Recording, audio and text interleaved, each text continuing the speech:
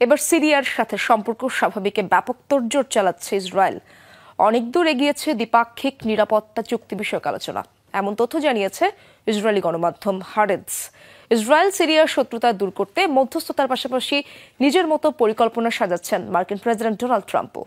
বিশ্লেষকরা বলছেন, যুক্তরাষ্ট্রের মধ্যপ্রাচ্য পরিকল্পনায় ট্রাম্প কার্ড হতে পারে সিরিয়া। জেনেক্সে শিফট করো, লাইফকে লিফট করো। বাশার আল আসাদের পতনের পর সিরিয়ায় গত ডিসেম্বরে আহমেদ আল শারার নেতৃত্বে গঠিত নতুন শাসক গোষ্ঠীকেও ভালোভাবে নেয়নি ইসরায়েল। আল কায়েদার সাথে সম্পৃক্ত অতীতের কারণে তাদের সন্ত্রাসী আখ্যা দেয়া হয়। বিভিন্ন এলাকায় বড় ধরনের বিমান হামলাও চালায়। তবে যুক্তরাষ্ট্রের তৎপরতায় ধীরে ধীরে পাল্টে যায় সুর। মে মাসে হঠাৎই কয়েক দশকের নীতি পরিবর্তনের উদ্যোগ নেন প্রেসিডেন্ট ডোনাল্ড ট্রাম্প। ঘোষণা দেন সিরিয়ার ওপর থেকে নিষেধাজ্ঞা প্রত্যাহারের।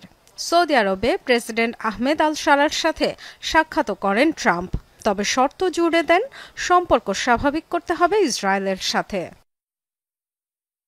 এর কিছুদিন পরই গুঞ্জন ওঠে বাহরাইন, সংযুক্ত আরব আমিরাত, মরক্কো, সুদানের পর আলোচিত আব্রাহাম অ্যাকর্ডসে যোগ দিতে যাচ্ছে সিরিয়ার অন্তর্বর্তী সরকার। আজারবাইজানে দুই দেশের উচ্চ পর্যায়ের গোপন বৈঠকের খবরও প্রকাশ করে ইসরায়েলের দুটি গণমাধ্যম। মধ্যস্থতাকারী হিসেবে সংযুক্ত আরব আমিরাত বা কাতারের মতো প্রভাবশালী রাষ্ট্র রয়েছে বলেও জানায়। এবার জোরে সোরেই সিরিয়াকে আব্রাহাম চুক্তিতে অন্তর্ভুক্ত করার আকাঙ্ক্ষা জানিয়েছে ইসরায়েল। শত্রুতা দূর করতে চায় লেবাননের সাথেও। তেল আবিব ও দামেস্কের মধ্যে একটি নিরাপত্তা চুক্তির আলোচনা চূড়ান্ত পর্যায়ে রয়েছে বলে জানিয়েছেন সংশ্লিষ্ট একাধিক কর্মকর্তা। তবে গোলান মালভূমির ব্যাপারে ছাড় দেবে না বলেও নিশ্চিত করেছে তেল আবিব।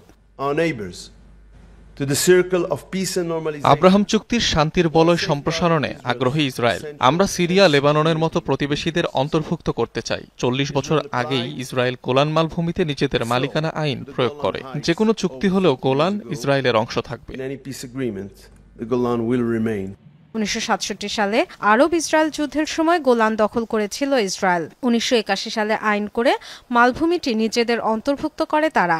সংশ্লিষ্টদের বরাতে বিভিন্ন গণমাধ্যম বলছে, গোলান ফেরানোর বিষয়ে জোরালো কোনো দাবি নেই সিরিয়ার প্রেসিডেন্ট আহমেদ আল শারার, বরং নিজ সরকারের আন্তর্জাতিক স্বীকৃতি নিশ্চিত করতে চান তিনি।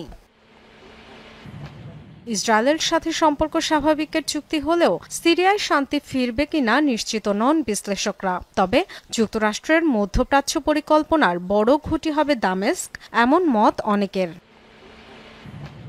Dorothy Tasrin, Jamuna news.